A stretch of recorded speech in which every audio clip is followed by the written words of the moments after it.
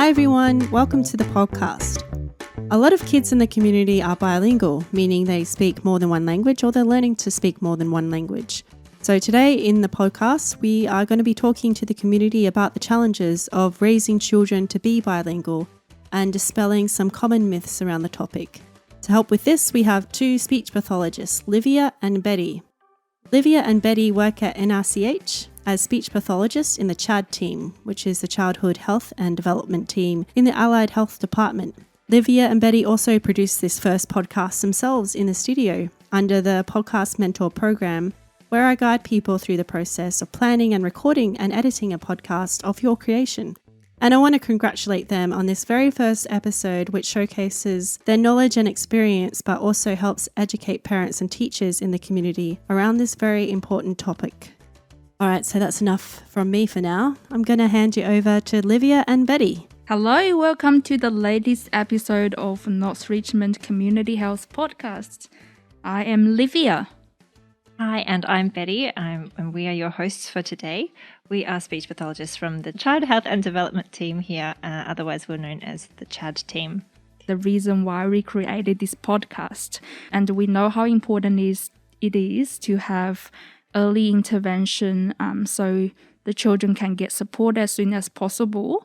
So we're wanting to create a new pathway, which is to create this podcast so that we can teach some basic language strategies or answer some main concerns parents may already have while they're waiting for us. By the way, speech pathologists and the speech therapists are the same profession. I got asked a lot by different people. Yes.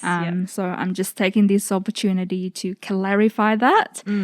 That's right, yep, and it's super exciting.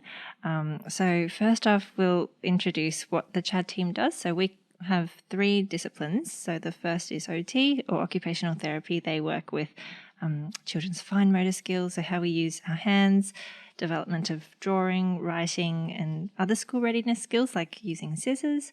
They also work with gross motor skills, some self-care skills, play skills, behaviour and emotional regulation, sensory regulation, and overall just developing independence in home, kindergarten and school environments. And then we have speech pathologists, which is us, and we work with children's speech, language and communication development and difficulties. We also work with social skills and developing early literacy as well. And then we have dietetics. So our dietitian provides professional advice on healthy eating, fussy eating and weight management for infants, children and their families. So Livia, how can people find us? Well, there are three main pathways to find us. First of all, by self-referring, which means anybody like carers or educators or parents who are currently concerned with their children's speech or language development, they could contact us directly. And having said that, I think the main referral actually came from maternal child health nurse because during their appointment, parents may raise the concerns or the maternal child health nurse might discover some potential issues with the child's development. The other way we get to see a lot is people getting referral from GPs. That's right. Yes. Yep. And Livia, just a little bit more about how maternal child health nurses work, because that's a huge number of our caseload. So I wonder if you could tell us a bit more about how do parents know when to see a speech pathologist, and how do they work that out with their maternal child health nurse? Basically, after giving birth, a birth notice is sent to the relevant local council, and this is then distributed to the family's closest maternal child health service. Then they contact the family to arrange a home visit and introduce the service and arrange future appointments. This is how the majority of our young clients are referred to us. And so we'll start to get into another juicy topic, which is bilingualism, because that's something that comes up in a lot of our work. Oh, hang on, Betty. I think this might be the first time some listeners have heard of the term bilingualism. Can you give me an example of what that is? Yes, so bilingualism is when you communicate in two languages. So to give an example, you might have a child who is learning to speak English, but at home they speak Vietnamese or another language with their parents. So, yeah, that's an example of developing two languages. That's a great example. Thanks, Betty. I think to understand what our community think about how bilingual children communicate and how to raise bilingual children, we actually did a little bit survey by interviewing some parents from our North Richmond community. Yeah. Let's hear what they say. Tôi giỏi cái tiếng Việt thì tôi nói với nó bằng cái tiếng Việt như vậy. As Vietnamese is my strongest language, I spoke with my child in Vietnamese. When my child was little, her English was not very good. One might call it broken English. However, her English became very good with school, and she was able to keep her mother tongue, Vietnamese. Now she's grown up, she tells me she appreciates that she could keep both.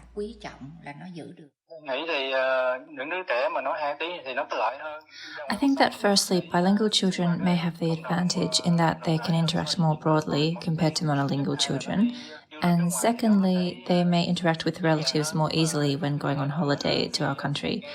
I was worried that when my child first went to childcare that he would find it harder to learn new information or express his needs to his teacher.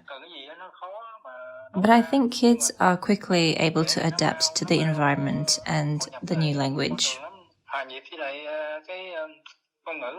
My boy is 3 years old, but he could only say a few words. Although I really like him to learn Cantonese.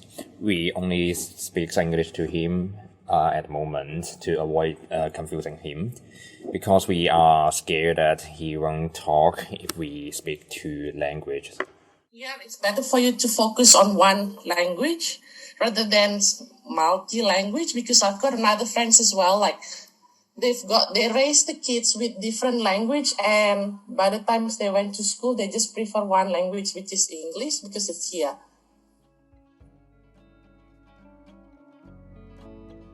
Great, and now we're back to the studio. So from our interviews, we identified some popular opinions. There were, a lot of common ones kind of popped up. For example, some parents are having some worries about the child speaking another language will be slower to catch up to their peers who speak only English. Let's say we call that monolingual, so one language. And another is worrying that their child will resist speaking the mother tongue once they start going to kinder or school. There's also parents who've raised concerns about whether their child might find it difficult to interact or learn at school for bilingual children. So they might not have a lot of exposure to English before going to school. So parents are worried about, will my child be able to say what they need and and fit in as well? Yeah, I have heard about that a lot. Yep. And I guess, and for myself as well, just anecdotally, growing up, I think I had an interesting relationship with my own cultural identity. I speak Vietnamese at home, but I didn't always. So I went through a period, I was I would just only speak English because it's easier for me. So I think parents have a challenging time trying to work out how much input they have to help their child develop two languages. Yeah, definitely it's very tricky. But however, it sounds like some parents do really think about the advantages of being able to speak both languages. So having job opportunities, forming cultural identities, and that parent that said it's easier to go on holidays and interact with their relatives. That's a good one. Yeah. So I think it was really interesting to hear from the community about that. And because different parents are thinking about pros and cons of raising bilingual children, it looks like they've formed different ways of raising their kids. So, for example, some parents will only stick to English because they think that the child will speak English anyway when they go to school. Do you think so? Yeah. But other parents might set some rules about what to speak where. So they might say at home we only speak our language, whereas when you go to school, outside, anywhere else, you can speak English. Yeah, one language, one environment. Yes, yeah. And so what's your response to that, Livia? What do you think? Well, I have a lot to say.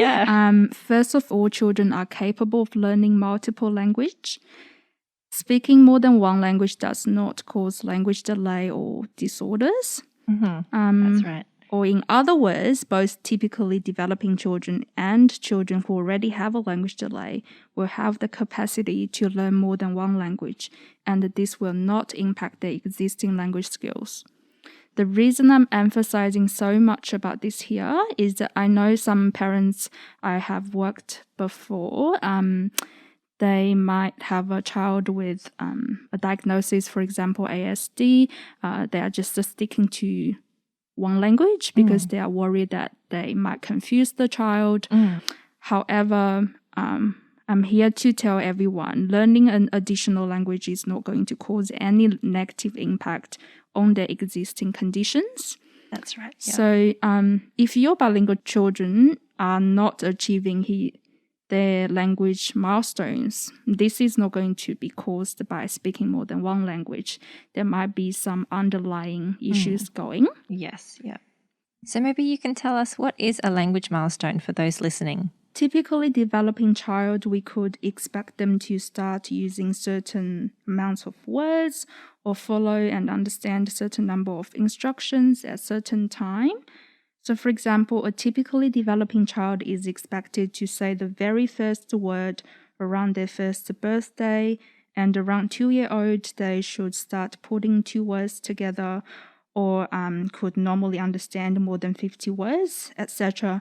I think I can talk about the milestone for the entire episode, but due to the limited time, so if any of the listeners want to know more about the milestones, you can go to the Speech Pathology Australia website for more information, and we will also put the link in the notes so everybody can just click into it.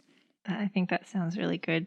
And so just to note as well, once you go into that link, it's split into different age groups. So you can find the age of your own child and have a look at to see what milestones they should be meeting. Any other responses, Livia, in terms of like the bilingualism myths and facts? I guess I'm also very glad to hear that some parents focus more on the positive side of speaking more than one language. For example, you mentioned that some people will say bilingual children might have more job opportunities or being able to participate in their own community a little bit more. And especially we're living in a very culturally diverse city, Melbourne. So I'm sure there are so many bilingual children who get to speak a different language or their mother tongue. And also many research has actually shown that bilingualism improves children's ability to learn new words, identify sounds, and problem solve. I'm personally very fascinated in language, and I'm sure Betty is the same. Absolutely. And I think I do believe that language carries lots of cultural heritage, and it's really important to help us form part of our identity. So if you ask me, I definitely encourage children learning their mother tongue or just an additional language. That's right. Yeah, there can only be really good outcomes from learning multiple languages. To sum up, we'll summarize the recommendations. So if you're a parent of a child who is bilingual, we can recommend modeling the language that you're most confident with. So if you're confident in 2 languages or more, that's fine. Go ahead and model both. That's excellent. If you're a parent who is not confident with English yourself, there might be some play groups or other social environments where your child might be able to increase their exposure to English. So like a play group in the community. I find going to kinder as well, like it helps to kickstart language development in English as well. And keeping it consistent, there is some different opinions about this, but one thing we can recommend is if your language switches between like the language and then English, so that we call that code switching.